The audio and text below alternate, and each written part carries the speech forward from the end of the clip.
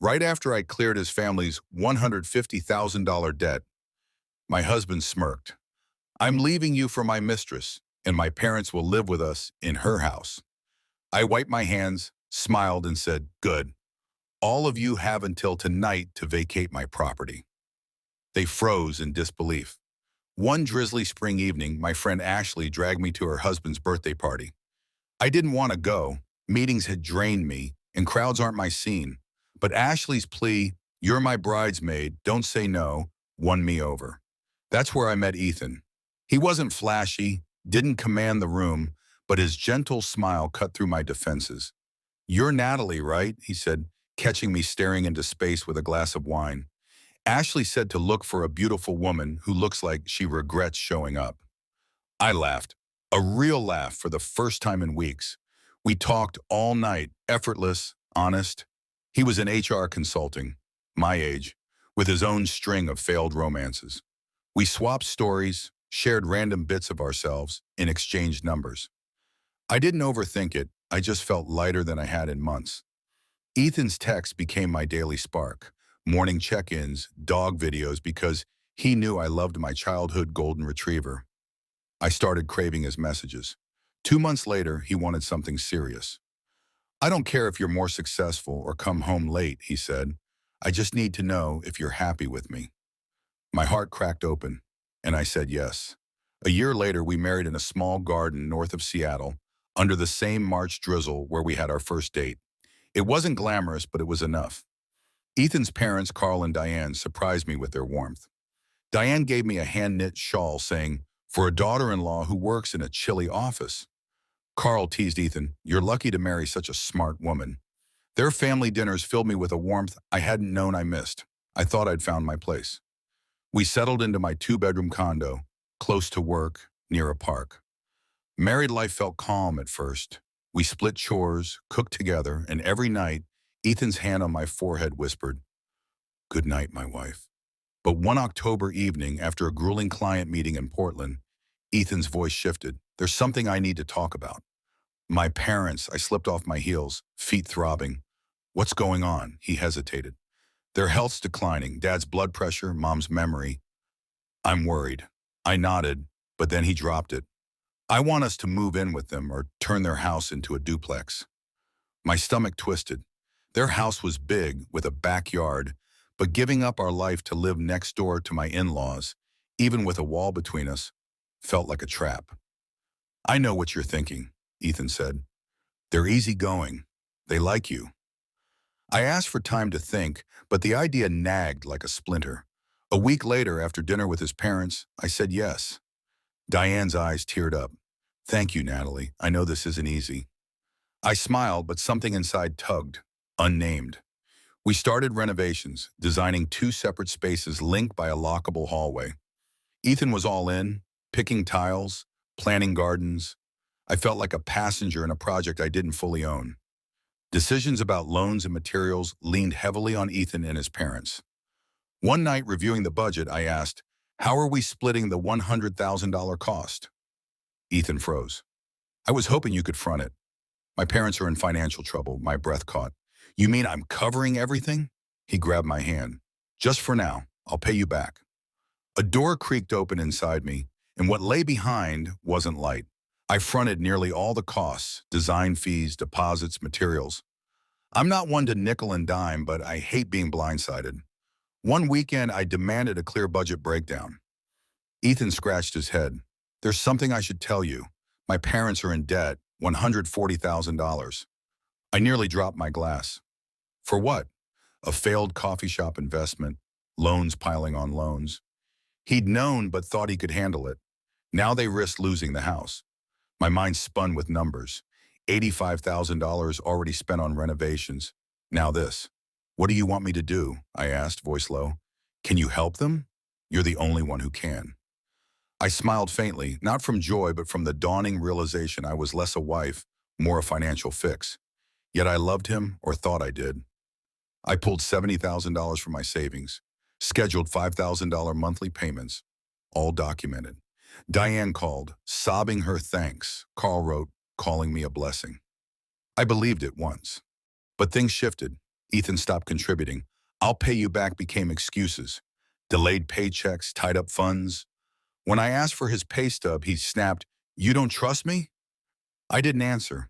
I was tired but kept paying. A year later, Diane called, cheerful. "Almost done, sweetie. Just $25,000 left." I'd paid $120,000. No contract, just trust. Then one night, home early from a canceled meeting, I overheard them. Carl's voice.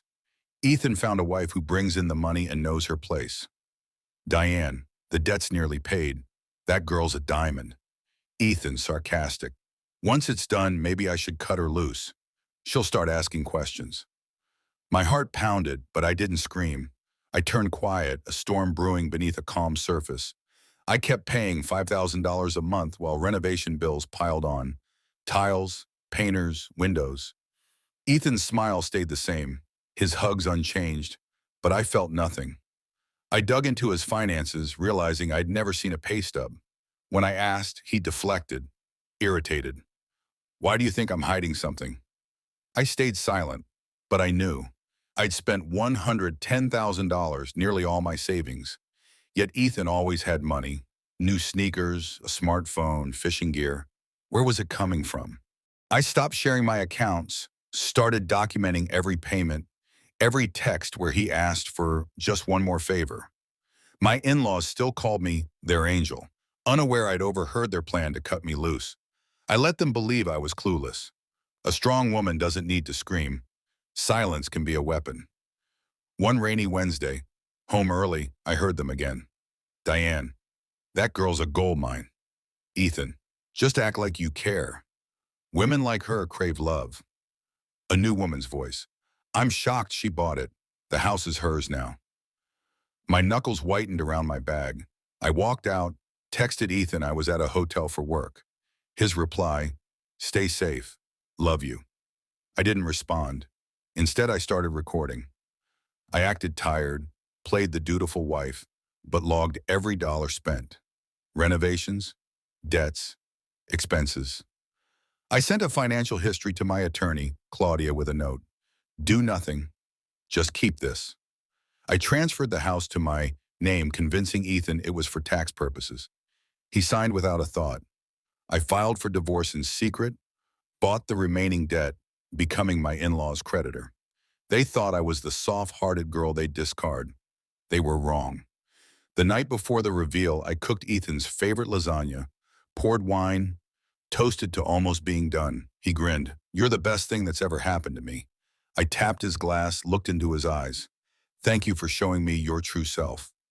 He didn't catch the edge of my voice.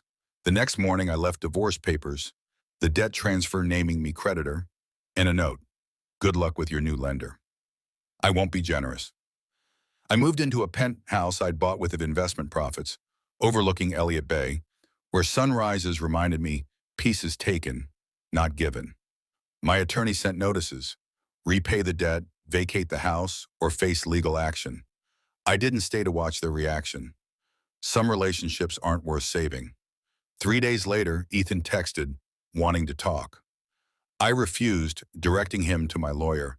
Then my property manager called.